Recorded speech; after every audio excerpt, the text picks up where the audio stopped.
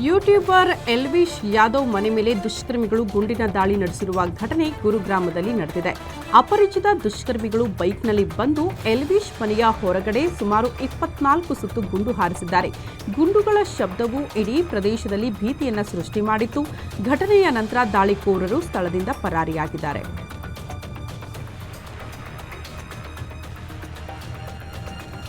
ಯಾವುದೋ ಸಣ್ಣ ವಿಚಾರಕ್ಕೆ ನಡೆದ ವಾಗ್ವಾದ ಕೊಲೆಯಲ್ಲಿ ಅಂತ್ಯಗೊಂಡಿದೆ. ಜೈಪುರದ ಗುಲಾಬಿ ನಗರದಲ್ಲಿ ಈ ಘಟನೆಯಾಗಿದೆ. ಏನೋ ಸಣ್ಣ ಗಲಾಟೆ ಬಳಿಕ ದುಷ್ಕರ್ಮಿಯೊಬ್ಬ ಯುವಕನ ಮೇಲೆ ಕಾರು ಹತ್ತಿಸಿ ಕೊಲೆ ಮಾಡಿರುವ ಘಟನೆ ಇದಾಗಿದೆ. ಕಾರನ್ನ ಯುವಕನ ಮೇಲೆ ಹರಿಸಿ ಸ್ಥಳದಿಂದ ಪರಾರಿಯಾಗಿದ್ದು, ಆದರೆ ಯಾರೂ ಆ ವ್ಯಕ್ತಿಯನ್ನ ರಕ್ಷಣೆ ಮಾಡೋದಕ್ಕೆ ಬರಲೇ ಇಲ್ಲ.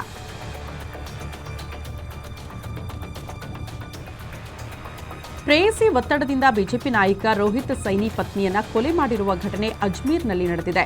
ರೋಹಿತ್ ಸೈನಿ ತನ್ನ ಗೆಳತಿ ರಿತು ಸೈನಿಯ ಮಾತು ಕೇಳಿ ಪತ್ನಿಯನ್ನ ಹತ್ಯೆ ಮಾಡಿ ಈಗ ಜೈಲು ಸೇರಿದ್ದಾರೆ. ಆಗಸ್ಟ್ 10ರಂದು ರಾಜಸ್ಥಾನದ ಅಜ್ಮೀರ್ನಲ್ಲಿ ನಡೆದ ಈ ಹತ್ಯೆಯನ್ನ ಆರಂಭದಲ್ಲಿ ದರೋಡೆ ಅಂತ ಬಿಂಬಿಸಲಾಗಿತ್ತು. ಆದರೆ ಪೊಲೀಸರು ಒಂದು ದಿನದ ಒಳಗಡೆ ಪಿತೂರಿಯನ್ನ ಬಯಲು ಮಾಡಿದ್ರು. ಆಗಸ್ಟ್ 10ರಂದು ಸಂಜು ಅನುಮಾನಾಸ್ಪದ ರೀತಿಯಲ್ಲಿ ಆ ಸ್ಥಿತಿಯಲ್ಲಿ ಸಾವನ್ನಪ್ಪಿರೋದು ಪತ್ತೆಯಾಗಿದೆ.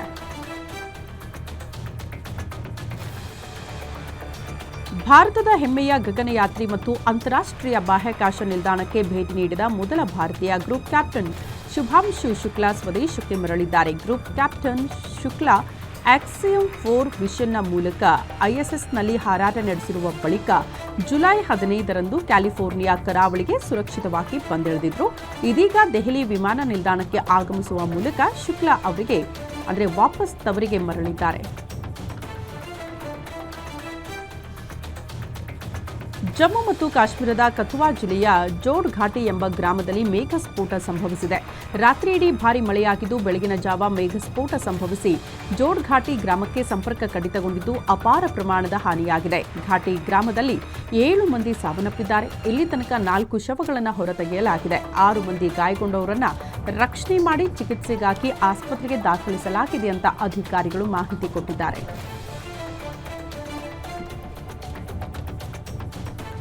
ಪಾಕಿಸ್ತಾನದಲ್ಲಿ ಮಳೆರಾಯನ ಆರ್ಭಟ ಮುಂದುವರೆದಿದೆ. ಹಠಾತ್ ಪ್ರವಾಹ ಉಂಟಾಗಿ 300ಕ್ಕೂ ಅಧಿಕ ಮಂದಿ ಪ್ರಾಣ ಕಳೆದುಕೊಂಡಿದ್ದಾರೆ. ಕೇವಲ 24 ಗಂಟೆಗಳಲ್ಲಿ ರಕ್ಷಣಾ ಹೆಲಿಕಾಪ್ಟರ್ನ 5 ಸಿಬ್ಬಂದಿ ಸೇರಿ 300ಕ್ಕೂ ಹೆಚ್ಚು ಜನ ಮೃತಪಟ್ಟಿದ್ದಾರೆ.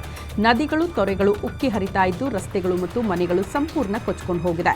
ಧಾರಾಕಾರ ಮಳೆಯಿಂದಾಗಿ ಭೂಕುಸಿತ ಉಂಟಾಗಿದ್ದು, ರಸ್ತೆಗಳು ಕೊಚ್ಚಿಕೊಂಡು ಹೋಗಿದೆ. ಹಲವಾರು ಪ್ರದೇಶಗಳ ಸಂಪರ್ಕ ಕಡಿತಗೊಂಡಿದೆ.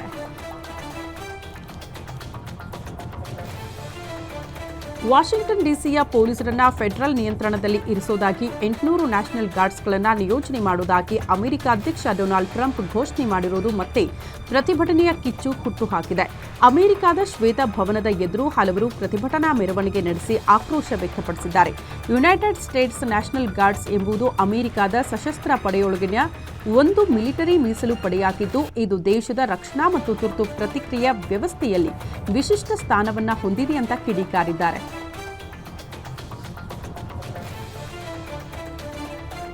ರಷ್ಯಾ ಅಧ್ಯಕ್ಷ ವ್ಲಾಡಿಮಿರ್ ಪುಟಿನ್ ಅವರೊಂದಿಗಿನ ಭೇಟಿ ಬಳಿಕ ಇದೀಗ ಆಗಸ್ಟ್ 22ರಂದು ಪುಟಿನ್ ಹಾಗೂ ಉಕ್ರೇನ್ ಅಧ್ಯಕ್ಷ ಜೆಲೆನ್ಸ್ಕಿ ಜೊತೆ ತ್ರಿಪಕ್ಷೀಯ ಮಾತುಕತೆ ನಡೆಸುವುದಕ್ಕೆ ಅಮೆರಿಕ ಅಧ್ಯಕ್ಷ ಡೊನಾಲ್ಡ್ ಟ್ರಂಪ್ ಸಿದ್ಧರಾಗಿದ್ದಾರೆ.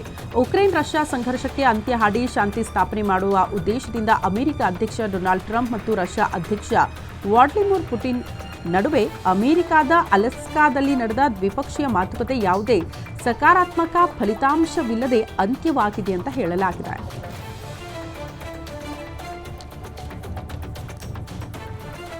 ರಷ್ಯಾ ಅಧ್ಯಕ್ಷ ವ್ಲಾಡಿಮಿರ್ ಪುಟಿನ್ ಜೊತೆಗೆ ದ್ವಿಪಕ್ಷೀಯ ಮಾತುಕತೆಯ ನಂತರ ಅಮೆರಿಕ ಅಧ್ಯಕ್ಷ ಡೊನಾಲ್ಡ್ ಟ್ರಂಪ್ ಮಹತ್ವದ ಘೋಷಣೆ ಮಾಡಿದ್ದಾರೆ. ಪುಟಿನ್ ಜೊತೆಗಿನ ಮಾತುಕತೆ ಅತ್ಯಂತ ಚೆನ್ನಾಗಿ ನಡೆದಿದೆ. ರಷ್ಯಾ ಉಕ್ರೇನ್ ಮಧ್ಯೆ ಕದನ ವಿರಾಮ ಅಲ್ಲ, ಶಾಶ್ವತ ಶಾಂತಿ ಒಪ್ಪಂದ ಏರ್ಪಡಲಿದೆ ಅಂತ ಟ್ರಂಪ್ ಹೇಳಿದ್ದಾರೆ. ಈ ವಿಚಾರವಾಗಿ ಸಾಮಾಜಿಕ ಮಾಧ್ಯಮ ತಮ್ಮ ಎಕ್ಸ್ ಮೂಲಕವೂ ಟ್ರಂಪ್ ಹೇಳಿಕೆ ಬಿಡುಗಡೆ ಮಾಡಿದ್ದಾರೆ.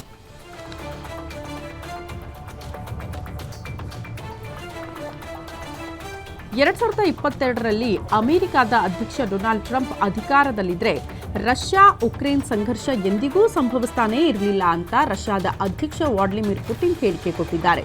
ಟ್ರಂಪ್ ಹಲವಾರು ಬಾರಿ ಈ ಹೇಳಿಕೆಯನ್ನು ನೀಡಿದ್ದಾರೆ. ಉಕ್ರೇನ್ ರಷ್ಯಾ ಯುದ್ಧಕ್ಕೆ ಅವರ ಪೂರ್ವವರ್ತಿ ಜೋ ಬಿಡೆನ್ ಅವರನ್ನ ದೂಷಿಸಿದ್ದಾರೆ. 2022ರಲ್ಲಿ ಎರಡೂ ರಾಷ್ಟ್ರಗಳ ನಡುವಿನ ಉದ್ವಿಗ್ನತೆಗಳು ಹಿಂದಿರುಗದ ಹಂತವನ್ನ ತಲುಪುವುದಕ್ಕೆ ಬಿಡಬಾರದು ಅಂತ ಬಿಡೆನ್ಗೆ ಎಚ್ಚರಿಕೆ ನೀಡಿದ್ದೆ ಅಂತ ಹೇಳಿದ್ದಾರೆ.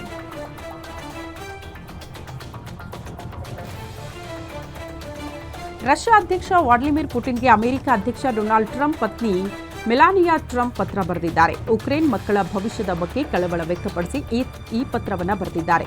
ಹಳ್ಳಿಯಲ್ಲಿ ಜನಸಿರಲಿ, ನಗರದಲ್ಲಿ ಜನಿಸಿರಲಿ, ಪ್ರತಿಯೊಂದು ಮಗುವಿನ ಹೃದಯದಲ್ಲಿ ಒಂದೇ ರೀತಿಯ ಕನಸುಗಳು ಇರುತ್ತೆ. ಅವರು ಅಪಾಯಗಳಿಂದ ರಕ್ಷಣೆಯ ಕನಸು ಕಾಣುತ್ತಾರೆ. ಪೋಷಕರಂತೆ ನಾಯಕರು ಸಹ ಮುಂದಿನ ಪೀಳಿಗೆಯ ಭರವಸೆಗಳನ್ನು ಜೀವಂತವಾಗಿಡುವ ಜವಾಬ್ದಾರಿಯನ್ನು ಹೊಂದಿದ್ದಾರೆ ಅಂತ ಹೇಳಿದ್ದಾರೆ.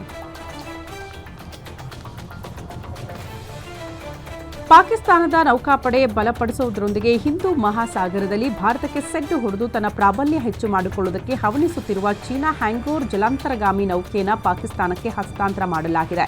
ಮಧ್ಯ ಚೀನಾದ ಹುಬೈ ಪ್ರಾಂತ್ಯದ ವುಹಾನ್ನ 3ನೇ ಸುಧಾರಿತ ಜಲಾಂತರ್ಗಾಮಿ ನೌಕೆ ಹಸ್ತಾಂತರ ಸಮಾರಂಭ ನಡೆದಿದೆ.